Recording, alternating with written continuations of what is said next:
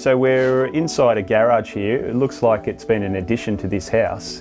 This fibro board actually continues down past the slab, and it looks like the concrete's poured possibly after the fibro, and this is creating a cavity. Yes. It'd be perfect termite highway. Absolutely. On the other side of the floor is a subfloor, Yep. About 500-600 deep, and you can actually see about 150 mil of the fibro, and right tucked behind that in the slab is the termite activity. The leads run right along. So here's a little bit of moisture build up, possibly Yes. some mould occurring on the back of this fibro. what I've said to the homeowner is, when we're finished, replace this. And just also when you replace it, get it with some gyprock or something like that to make sure that the mould doesn't do any damage, doesn't incur any sort of health issues or anything like that. It looks like you've drilled some drill holes to do a chemical treatment underneath the slab here, which will extend right along this edge. I'll drill all the way along here for this slab and across the front, but I'll also underneath the house in the subfloor trench on the other side, because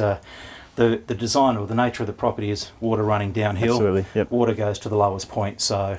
Well, maybe we should have a look around the outside of the house, because we did notice a couple of other, or a few other concerns that might be worth addressing. So yeah, absolutely. Let's have a look. So Dave, this is the external side of the garage, and it looks like we've got brickwork that's been rendered. Yeah. The brick wall would continue right down to a footing, which would be some way below the subfloor here. Absolutely. When you look at the lie of the land, you can see that it's roughly about 5 feet from the ground there. So you do have a lot of excavation to get 50 mil below the footing. Yes. It would create a lot of drama. You're essentially excavating down to the footing here, aren't you, to get a chemical treatment into the footing and 50 mil below in this area. So it's quite a lot of excavation work. A fair amount of work has to be done to get below the footing. The homeowner didn't want us to drill the concrete driveway, and that's fair enough, so we've had to work around that. So we're going to drill across the front of the driveway internally, drill and inject on this side of the infill, and just go all the way along. Also, we're looking at regular inspections for the homeowner. If they can try and maintain this or keep this clear, it's a bit difficult, day-to-day activities for a home.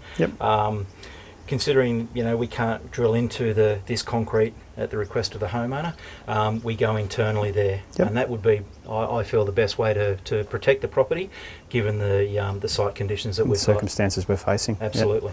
Okay, so we haven't gotten far, and we found another potential entry points for termites and area for concern. And generally with this situation, with an air conditioner this close to the house, you'd want to be able to try and get in behind it. Absolutely. Obviously the cabling here with this cable conduit box is covering, I guess, the floor height internally. I mean, it's not too bad, it doesn't get down to the soil level, but it does cover up pretty much where the internal floor height is. Absolutely. So it might be something that needs to be dealt with as well. Yeah, you got moisture, you've got warmth, humidity, everything that's really good about an air conditioner, and air conditioning is really good for termites but really bad for the homeowner. That's exactly right. So behind the unit itself is usually the critical point where the pads meet the wall.